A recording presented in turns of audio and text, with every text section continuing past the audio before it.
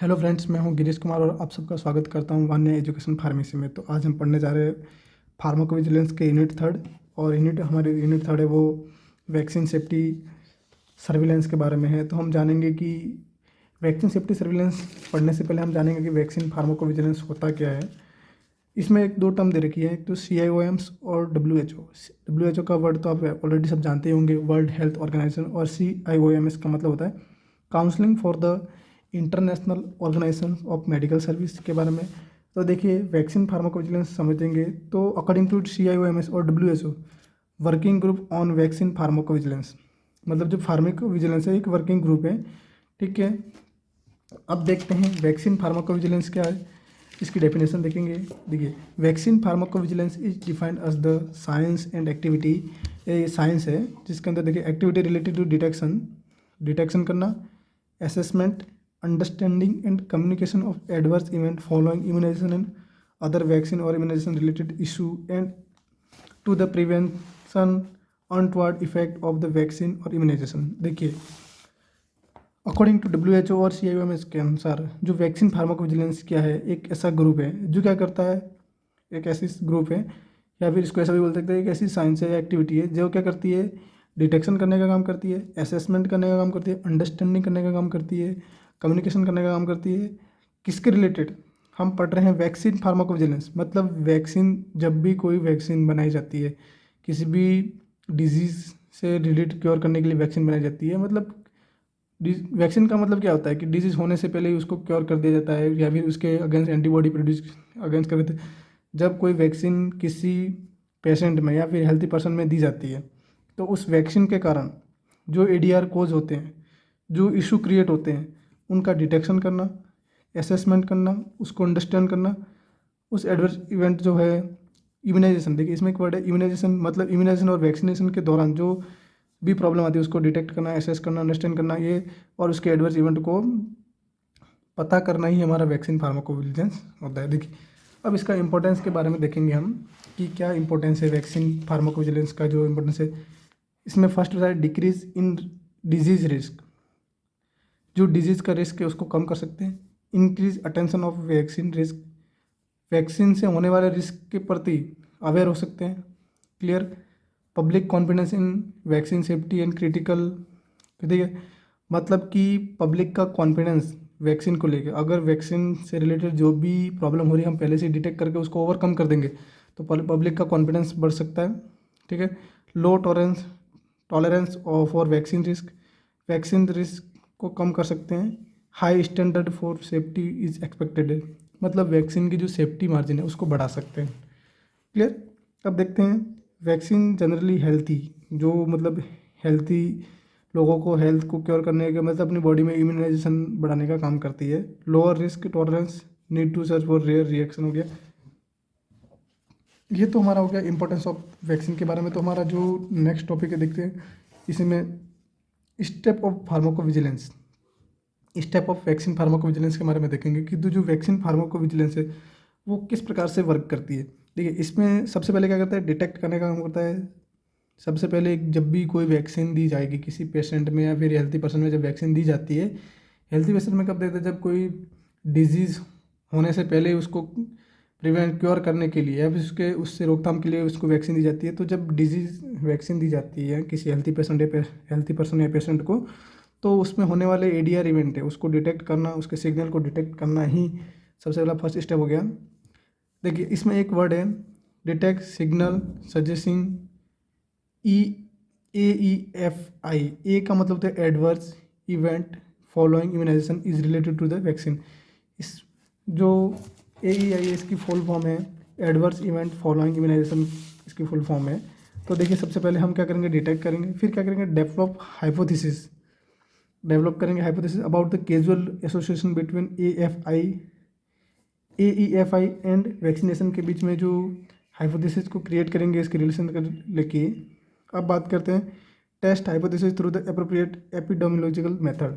Test मतलब hypothesis को test करेंगे, मतलब एप्रोप्रिएट मेथड के थ्रू उसका टेस्टिंग की जाएगी। ये जो 3 स्टेप है ये होते हैं वैक्सीन फार्माकोविजिलेंस के जो मेन 3 मेथड हो सकते हैं। देखिए, इसमें दे रखा है कि जो नेक्स्ट टॉपिक दिख रहा है, vaccine provide by the government of India. Government of India द्वारा बहुत सारी वैक्सीनेशन प्रोग्राम चलाए गए। बहुत सारी वैक्सीन है जो अलग अलग जो कम्युनिटी है, अलग अलग पॉपुलेशन या फिर ऑल ओवर इंडिया में हर किसी को वैक्सीन प्रोवाइड करवा दी जाती है। देखिए, government of India providing the vaccination to prevent 7 vaccine preventable diseases. देखिए, डिजीज़ के प्रिवेंशन के लिए अलग अलग वैक्सीन है जो इंडिया द्वारा प्रोवाइड। डिप्थीरिया की वैक्सीन दी जाती है। फिर आता है प्रेटिसिस। जो प्रेटिसिस का मतलब होता है जो काली खांसी होती है, उसके लिए वैक्सीन दी जाती है। टिटनेस का इंजेक्शन वैक्सीन दी जाती है। पोलियो हो गया, मिसलेस हो गया, हेपेटाइटिस बी की वैक्सीन हो गया, BCG वैक्सीन जो कॉमन है देखने को मिलती है, JE वैक्सीनेशन हो गया। फिर आ गया ये जो given as the preventing containing hepatitis B, DPT और हेपेटाइटिस बी को जो प्रिवेंट करने के लिए इसकी वैक्सीन दी जाती है। और इसके अलावा भी बहुत सारी वैक्सीन है जो गवर्नमेंट ऑफ इंडिया द्वारा चलाई जाती है, दी जाती है। देखिए, अदर वैक्सीनेशन की बात करें तो जैसे कि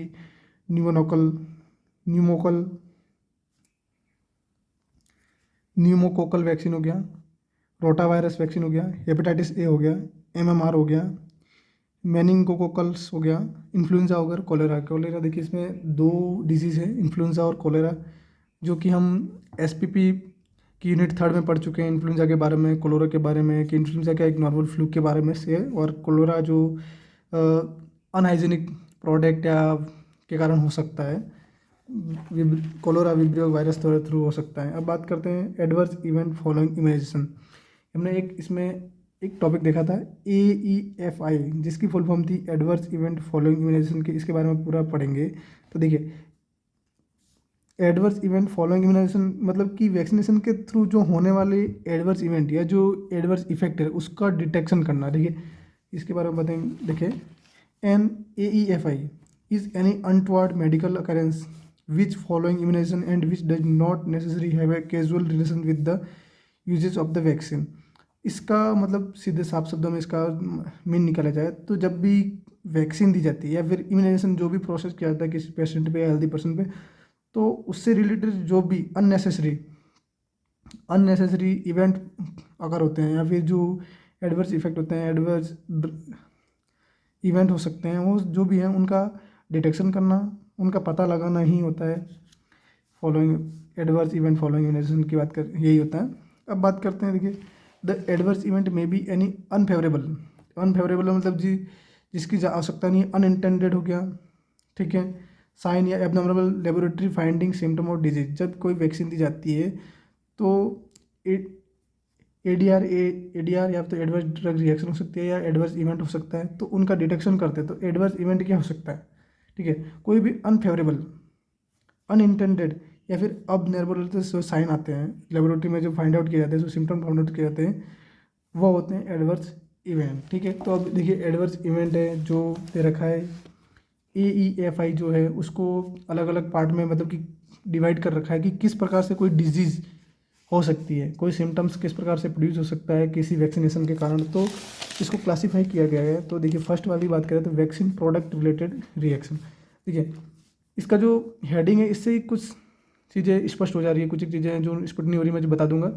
वैक्सीन प्रोडक्ट रिलेटेड रिएक्शन मतलब कि जो भी वैक्सीन है, जो प्रोडक्ट है, उस प्रोडक्ट के कंटामिनेट होने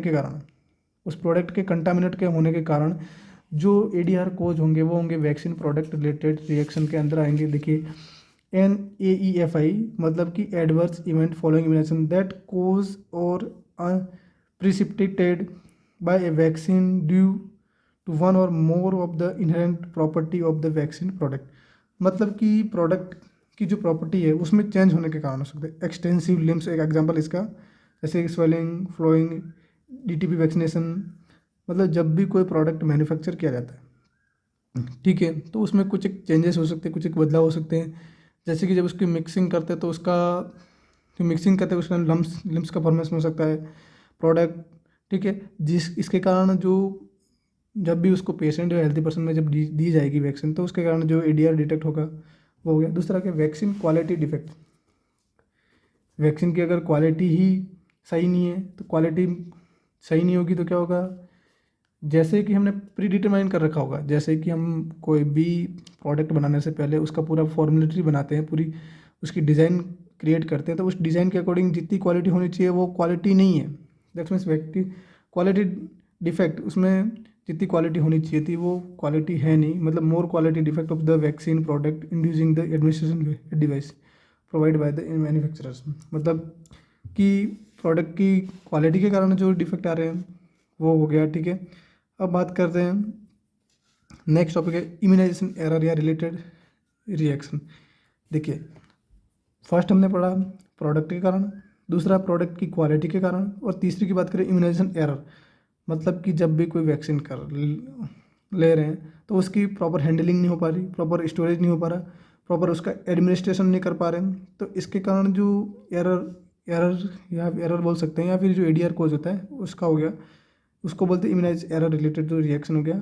थर्ड आ गया immunisation anxiety related reaction. Anxiety reaction मतलब कि ये चीज़ें तो हैं कि हम प्रोडक्ट के कारण हो सकता है, प्रोडक्ट की क्वालिटी के कारण हो सकता है, कि उसकी हैंडलिंग नहीं हो पा रही प्रॉपर, उसका एडमिशन नहीं प्रॉपर कर पा रहे, ठीक है, उसका स्टोरेज नहीं कर पा रहे, उसके कारण हो सकता है। अदर ऑप्शन है कि वो दवाई लेने से कारण, वो वैक्सीन लेने के कारण एंजाइटी क्रिएट हो रही है, तो वो हो गया इम्यूनाइजेशन एंजाइटी रिलेटेड रिएक्शन।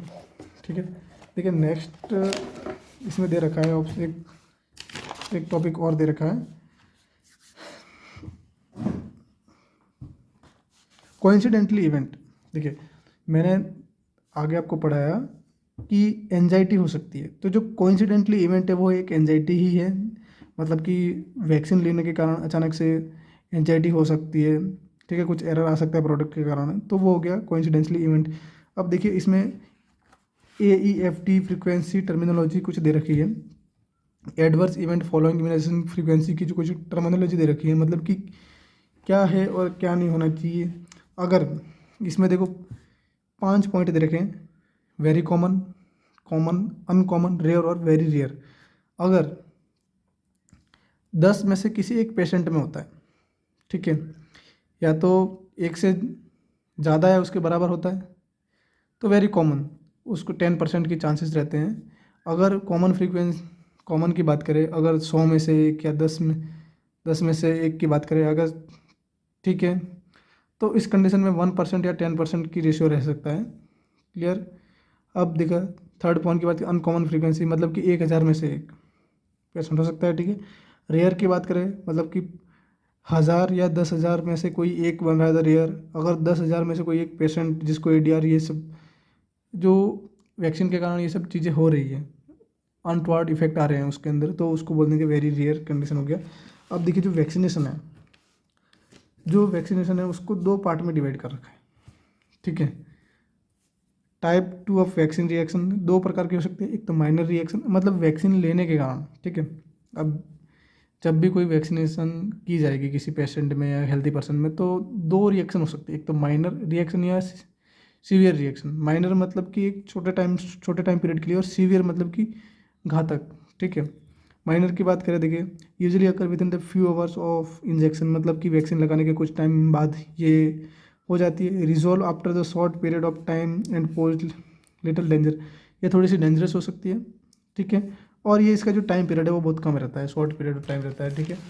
अब इसमें क्या क्या हो सकता है, देखिए लोकल इंक्लूड पेन, स्वेलिंग और redness at the site of injection, जहाँ वैक्सीन लगाई जा रही है वहाँ पर स्वेलिंग हो सकती है, पेन हो सकता है, रेडनेस हो सकती है, ठीक है। फिर द सिस्टमेटिक इंक्लूड फीवर हो सकता है, मसल्स पेन हो सकते हैं, मेलिस हो सकता है, हेडेक हो सकता है, और लॉस ऑफ एपेटाइट भी हो सकता है। अब सीवियर रिएक्शन के बारे में बात करें, सीवियर मतलब कि वैक्सीनेशन देने के कारण कुछ पेशेंट की क्रिटिकल कंडीशन हो जाती है, तो उसको सीवियर रिएक्शन बोलते हैं। तो जो सीवियर रिएक्शन है ये लंबे टाइम के लिए नहीं होती, ठीक है। इसका जो टाइम ड्यूरेशन वो लंबा नहीं हो सकता, usually do not result in a long term, ठीक। कैन बी डिसेबलिंग, मतलब कि इस वैक्सीनेशन के कारण डिसेबिलिटी हो सकती है। बता are rarely live and life threatening हो गया, मतलब ये बहुत कम चांस में ऐसा हो सकता है कि लाइफ थ्रेटनिंग मतलब डेथ वेथ हो सकती है। इंक्लूड साइजर हो सकते हैं, एलर्जिक रिएक्शन हो सकती है, ठीक है। अब हमारा आज का जो लेक्चर है उसका जो लास्ट टॉपिक है वो डिस्कस करेंगे, और इस लेक्चर को यहीं ख़त्म करेंगे इस लास्ट टॉपिक के साथ। तो जो आज का हमारा जो टॉपिक है, सेकंड टॉपिक है, वो वैक्सीन फेलियर। फर्स्ट टॉपिक में हमने पढ़ा कि वैक्सीन फार्माकोविजिलेंस क्या होता है, ठीक है। आज का जो हमारा सेकंड टॉपिक है वो है वैक्सीनेशन फेलियर, मतलब कि वैक्सीन जब भी किसी पेशेंट को दी जाती है तो उसके चांस रहते हैं कि वो ऐसा तो है नहीं कि जब भी कोई वैक्सीन दी जाएगी तो वो 100% सही हो, किसी पेशेंट में दी जाए तो 100% डिजीज़ को क्योर कर रही हो, ठीक है, उसको डिजीज़ होने से रोक रही है, उसको प्रिवेंट कर रही है, ठीक है, ऐसा नहीं हो सकता। तो कोई भी चीज़ 100% नहीं हो सकती। तो इसके लिए बात करते हैं, when the disease occur in the person hepatitis being vaccination for this is called the vaccination failure. जब किसी पर्सन को वैक्सीनेशन देने के बाद भी अगर कोई डिजीज़ हो जाती है, ठीक है, कि कोई पर्सन है जिसको वैक्सीन दे रखी है और फिर भी उसको डिजीज़ हो रखी है, हो जा रही है, फिर सिम्टम्स हो रहे हैं, एडीआर कोज और सिम्टम्स आ रहे हैं डिजीज़ के, दैट्स मीन्स वो वैक्सीनेशन फेल हो गया हमारा। देखिए, टाइप ऑफ वैक्सीनेशन फेलियर की बात करें तो दो प्रकार से वैक्सीनेशन फेलियर हो सकता है। एक तो इसको प्राइमरी और सेकेंडरी दो पार्ट में डिवाइड किया। अगर देखो प्राइमरी की बात करें, अगर हम किसी पेशेंट को वैक्सीन दे रहे हैं, ठीक है, और वो वैक्सीन क्या करता है, एंटीबॉडीज़ बनाता है, ठीक है, एंटीबॉडीज़ होती है। अगर वो एंटीबॉडी प्रॉपर एंटीबॉडी मतलब जितनी अमाउंट में एंटीबॉडी चाहिए उतनी अमाउंट में एंटीबॉडी प्रोड्यूस नहीं कर पा रहा, मतलब कि इनफ एंटीबॉडीज प्रोड्यूस नहीं कर पा रहा, जिसके कारण क्या होता है, डिजीज़ को वो प्रिवेंट नहीं कर सकता, ठीक है। This failure occur when a person is unable to produce antibody or does not produce enough antibody. या तो वो एंटीबॉडी प्रोड्यूस करेगा ही नहीं, अगर कर रहा है तो उतने अमाउंट में नहीं करेगा जितने अमाउंट में बॉडी को आवश्यकता है, तो उसको बोलते हैं प्राइमरी फेलियर। सेकेंडरी फेलियर की बात करते हैं कि जब वैक्सीनेशन देने के कारण, ठीक है, बॉडी जो अपनी एंटीबॉडीज़ प्रोड्यूस कर रही है वो भी प्रोड्यूस करना स्टॉप कर दे, ठीक है, वो भी प्रोड्यूस करना स्टॉप कर दे और वो डिक्लाइन होना जाए, एंटीबॉडी उसकी क्या डिक्लाइन होने लग जाए, ठीक है, ये कंडीशन हो सकती है सेकेंडरी फेलियर के कंडीशन में। अब देखिए कुछ एक पॉइंट दे रखे हैं इसमें कि क्या क्या कारण हो सकता है वैक्सीनेशन फेलियर के, क्या क्या रीज़न हो सकते हैं, उनके बारे में पढ़ेंगे। कोजेस ऑफ वैक्सीन फेलियर के बारे में देख लेते हैं। देखिए, from the time of manufacturing field vaccination there is lack of maintenance, ठीक है, अगर हम जब मैन्युफैक्चर है जो प्रोडक्शन कर रहा है वैक्सीन का और वैक्सीन के प्रोडक्शन के टाइम वो उसका प्रॉपर मेंटेनेंस नहीं रख रहा, ठीक है, तो उस कंडीशन में भी वैक्सीन फेलियर के चांस रह सकते हैं। दूसरा है पुअर वैक्सीन स्टोरेज।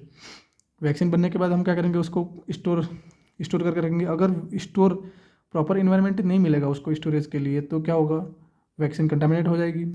थर्ड आ गया unstable vaccine transportation.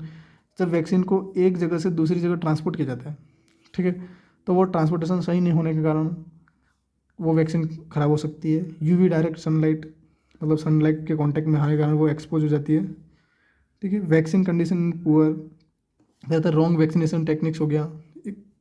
Vaccine condition is poor, ठीक है, मतलब प्रॉपर कंडीशन नहीं हो पा रही होती। छठा है रॉन्ग वैक्सीनेशन टेक्निक, मतलब जब एडमिशन करवाते हैं वैक्सीनेशन का तो अलग टेक्निक्स गलत हो सकती है। पूरा हेल्थ स्टेटस हो गया, जो पेशेंट को वैक्सीन दी जा रही है उसका हेल्थ स्टेटस बहुत लो हो सकता है। प्रेजेंस ऑफ रेस्पिरेटरी डिजीज़ हो गया, कोई डिजीज़ प्रेजेंट है पहले से ही उसके कारण हो गया। इम्यूनोसप्रेसेंस हो गया, मतलब उसकी इम्यूनिटी पहले से ही कम है। या फिर एजिंग, मतलब अलग अलग एज के अकॉर्डिंग वैक्सीन भी अपना इफेक्ट अलग अलग देगी।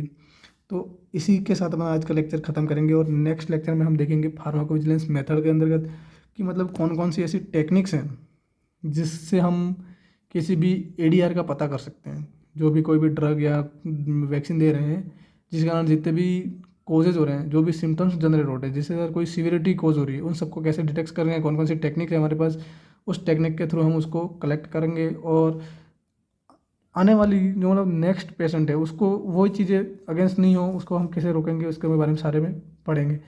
धन्यवाद।